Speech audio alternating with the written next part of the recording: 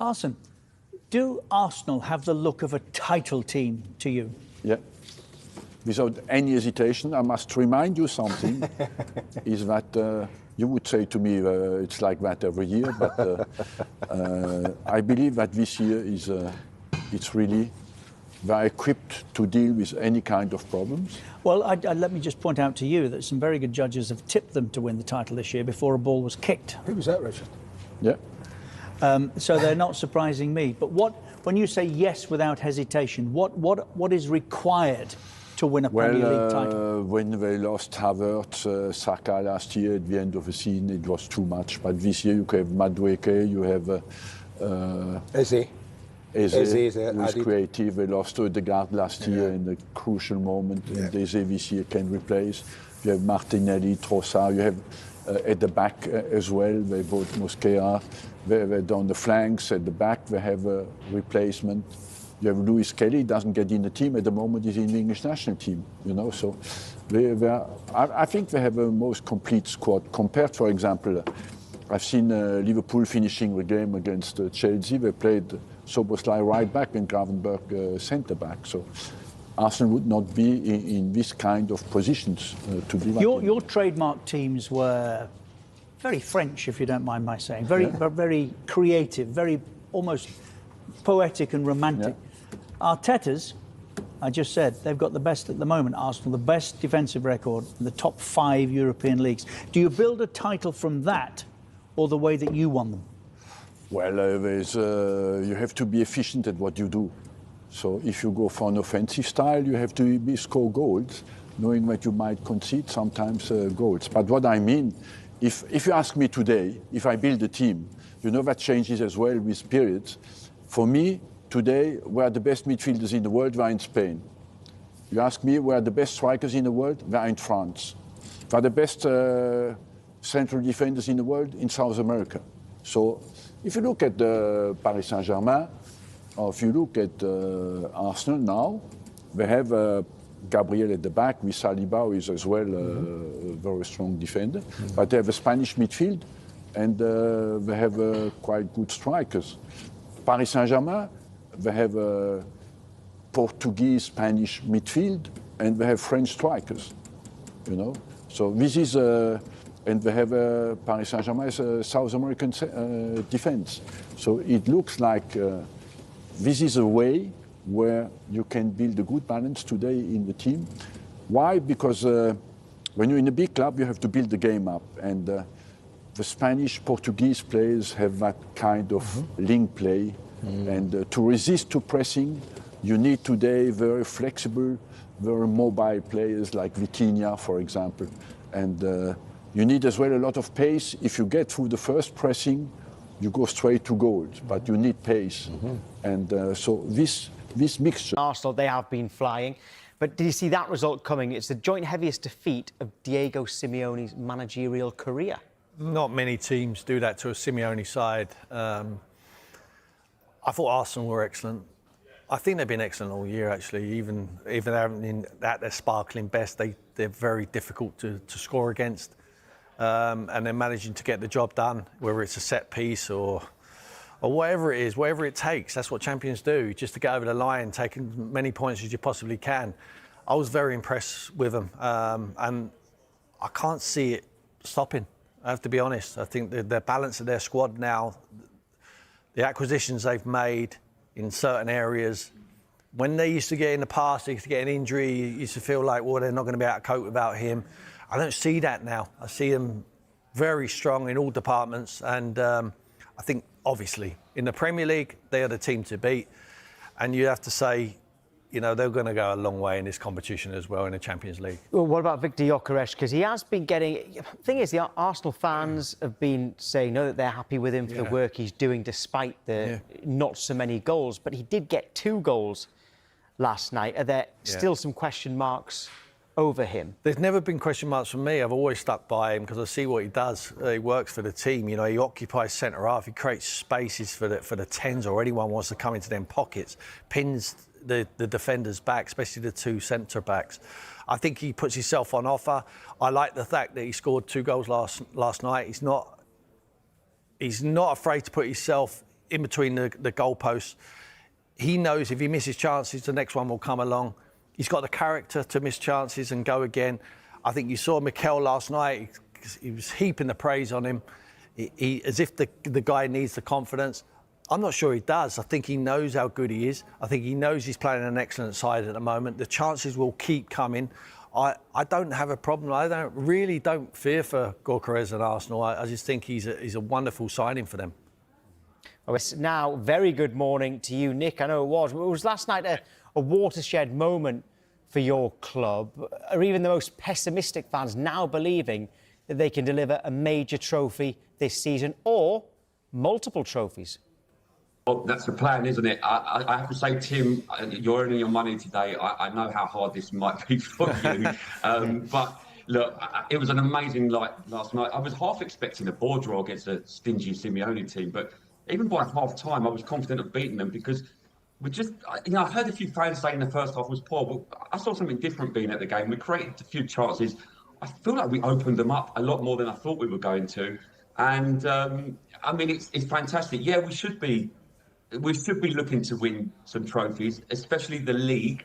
Champions League might be, anything can happen in a cup competition, as you know. But, I think one thing's for sure is Arteta's built a side now that's very well drilled and adaptable. They can win ugly, they can blow teams away.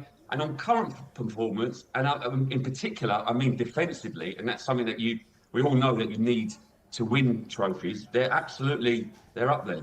Nick, if you had to choose one, what would you take? I know it's been a long time since you won the Premier League, but you have done that. You haven't won in Europe. No, look, if I had to choose one right now, I'd still probably take the Premier League first. I probably would. Yeah, the best team wins the Premier League. I think anyone can win it. Not anyone, but I think you can have your day, can't you? You can get lucky with the cup draw as well. Yeah, but exactly that. As I was saying, you could be unlucky or lucky with the cup draw. You can maybe get a draw against the team and go out on penalties. At least with the league, after 38 games, you're the best team there. Yeah. Is it now expectation for you, though, rather than just hope about winning a major trophy? Yeah, I guess so. I mean, I think Tim alluded to this earlier. We didn't have our captain last night, and nobody talked about it. That's Odegaard. Last year, a player would be out like Saliba or Odegaard or Saka, and that's all we could hear. Now we've got the squads to do it, so there are no excuses in that respect, especially when it comes to winning the league. I think, like I said, cup can be very different, but winning the league, when you've got a squad that we've got, I think we should be expecting to win it. Right. When you talk about the squad there, and that everybody's praised Arsenal's squad depth, and it's there for all to see, is there any area that does worry you?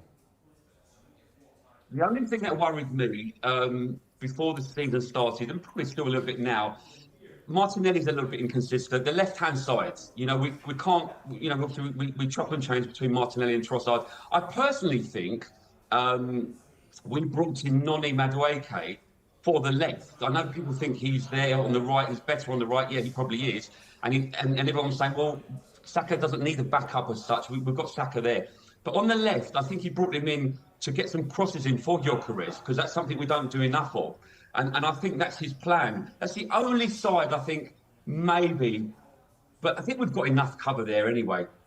Well, sounds like no excuses. But do you think Arsenal get enough credit elsewhere? Because I don't know if you were watching yesterday. We'll remind you, actually, because Jamie O'Hara caused a bit of a stir. Listen to this. The top teams doing long throw-ins. I can't believe what I'm watching. It's all down to Arsenal. Arsenal started this. Arsenal started the long throw, the set pieces. They've killed the Premier League in terms of, fluid football. What happened to get the ball down, move it quick, play, crosses in the box, get to the byline, crosses in the box? So non-league. It's the Premier League we're talking about here. You're meant to be the best of the best. Style of play in the Premier League is down to Arsenal going more direct and with long throws. What did you think of that?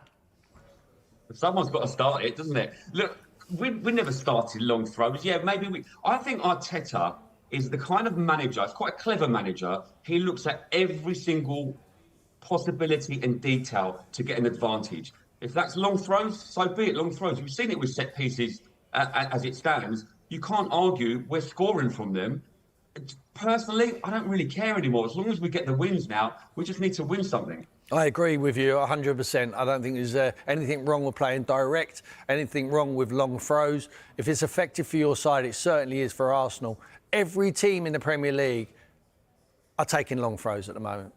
You know, it's not a non-league thing, it's a Premier League thing at the moment. It's going full circle. It won't be long until we see 2 strikers up front as well.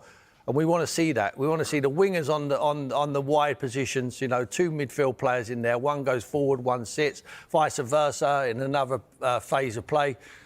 And get the ball into the box. That's what we're going to see. It's going to go full circle. The game has always evolved like this. You know, and at the moment, it's going back to a more direct style. The coach is going to be able to teach to, let's say it does go back to 4-4-2 and the central midfield role is different, the striking role is different. A coach is going to be able to coach that now, because for a lot of years, coaches have been living on 4-3-3 or 4-2-3-1 or even 3 at the back. Yeah, well, they just make it flexible. I'm not saying they go all fully direct.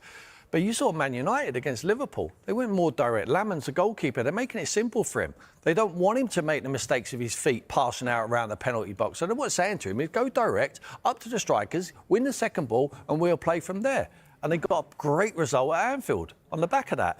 Afterwards, you see Arne Slot complaining about the low block, complaining about them playing direct. It's exactly music to the ears of the manager on the opposition. You know, they don't know happy with it. Arne Slot needs to start doing that. Maybe mix it up a little bit. You know, it's a game. I don't think it should be predictable one way or another. It's a game, and there's no right way to play or wrong way to play. It's what's effective for the group of players, what you'll have at your disposal. And at the moment, Arsenal and Mikel Arteta is using his group perfectly. And in terms of Arteta, by the way, we're getting loads and loads of messages about Viktor Gyökeres, by the way. A lot of them praising him, a lot of them saying he still needs to do a little bit more. But what about Mikel Arteta? Because Mikel Marino the other day, Nick, called him the best, one of the best, if not the best managers in the world. Where do you rank him? Well, look, the fact that we're even in the conversation there, and even, I think you were saying earlier, are we the best team in Europe? Look, I agree with Tim. We're not the best team in Europe until we start doing this in the knockout stages and we actually get over the line. But the fact that we're in a conversation of that, you have to give credit to Arteta. Look where he's brought us. I know everyone's saying, oh, it's been 5 years, but really now, this is his team. This is his team now, and this is his time to prove it. I mean, I agree with Tim as well. What he's doing, Arteta, this is not by accident. We've got big, strong players going in the box, right? And there's a reason for that. Marino now, I've got Rice. There's a reason for that. He's trying to find an advantage with every kind of way. There was a time where I thought we were a bit predictable, even last season. But last night especially, what I really liked is that we were relentless, because I thought once we get the first goal, we're going to sit back, play it round the back, and going to slow the game down and sit on the 1-0. But we kept on them. And that's something I haven't seen from Arsenal for a long time. So I think that's all credit to Arteta. He's got them playing. I think at the beginning of the season against Liverpool and City, I think he was a bit too cautious. Maybe he's kind of learnt from that. Maybe there's a bit more confidence in the team now, and we can go on. There's a lot of similarities between your Invincible side and your Arsenal side now. Saying that, and physicality is the key one. You know, we talk about, I played against that side, you know, like Vieira, Petit, you know, and it's strong guys at the back. When if you can't win the game, you won't lose it. You drew a lot of games in that season. I think now they take what's on offer. If it's there to steamroller a team, they will do it. If it's there to just to nick a point, take that. It's a valuable point at the end of the season. I think it only bodes well for Arsenal. Adaptability. Comes back to the adaptability and flexibility that I was saying. Yeah. I've seen a few different ways that we're playing this season. I mean, even Zubimendi last night was dinking balls over the top, a slightly more direct, a bit longer. I mean, last season it was very kind of, dare I say, tiki-taka. But we've actually changed that around a little bit now. We're throwing balls in the box, we're set pieces, we're scoring. I mean, look at our goal scorers. It's all around the team now. Yeah. So I think that's all credit to Arteta. Like I said, it's no accident. We're getting more and more messages about Gyökeres, by the way, so better talk about him now. We know that he had a run of 9 games without a goal. That was for club and country, all competitions. But how happy have you been with him so far? Because every Arsenal fan we've had on and Arsenal ex-players have said that they are happy with his contribution despite the lack of goals. But he added 2 last night, so I mean, that helps the argument.